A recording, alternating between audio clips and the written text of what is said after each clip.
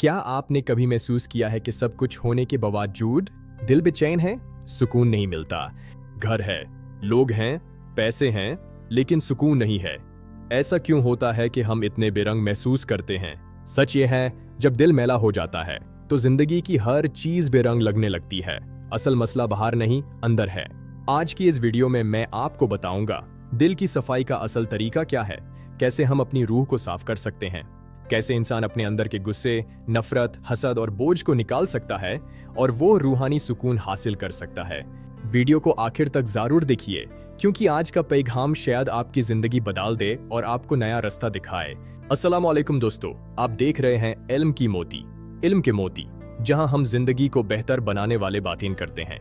आज का टॉपिक है दिल की सफाई, रूहानी सुकून का राज।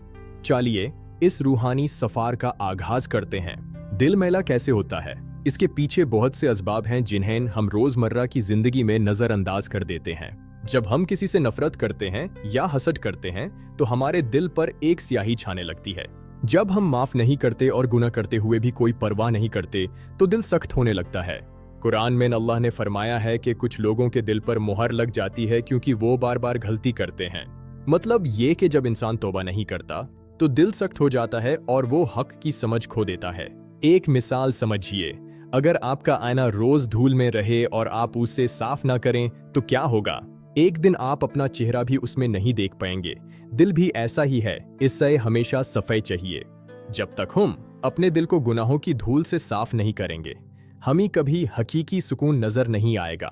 तो फिर सवाल यह है कि इस सफाई का असल रास्ता क्या है? चलिए पहला और अहम कदम देखते हैं। दिल की सफाई का सबसे पहला स्टेप है तौबा। लेकिन याद रखिए, सिर्फ जुबान से कह देना काफी नहीं।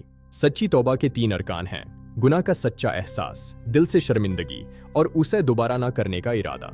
जब बंदा सच में रोकर अल्लाह से माफी मांगता है तो अल्लाह उसके गुनाह को माफ कर देता है। अल्लाह उसके गुनाहों को सिर्फ माफ नहीं करता बल्कि उन्हें नेकियों में बदल देता है। बड़ा करम है। अगर दिल बोझ से भरा है तो आज रात तन्हा बैठकर सिर्फ अल्लाह से बातें कीजिए, दिल हल्का होगा। ये तन्हाई की बातें आपके दिल के जख्म भर देंगी और आपको सुकून की राह दिखाएंगी।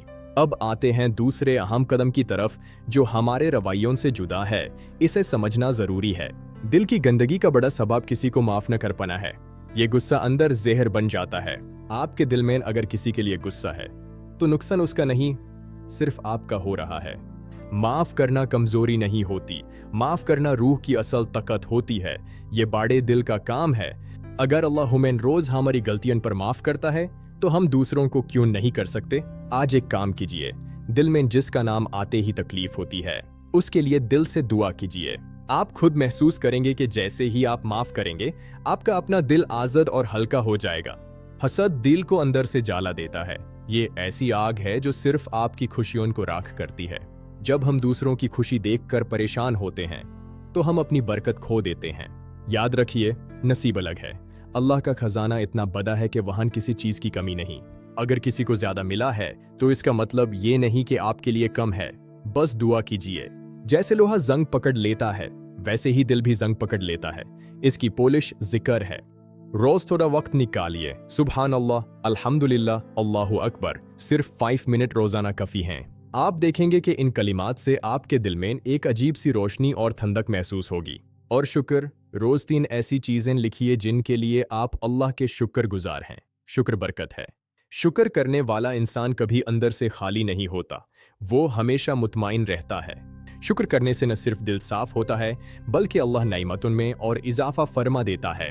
दोस्तों, वीडियो के आखिर में मैं आपसे एक बहुत गहरी बात कहना चाहता हूँ जो सुकून का राज है।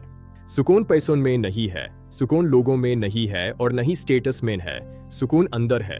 सुकून सिर्फ एक साफ दिल में है। जब दिल साफ होता है तो एक प्याली चाय भी जन्नत जैसी लगती है।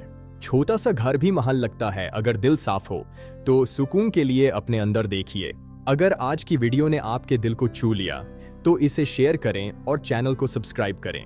इल्म की मोटी, जहां हम रूह को जगाने वाली बातें करते हैं। आपका साथ हमारी ताकत है। अल्लाह आप सबको हमेशा खुश और मुतमईन रखे। अमीन। फिर मिलेंगे। अल्लाह हाफिज।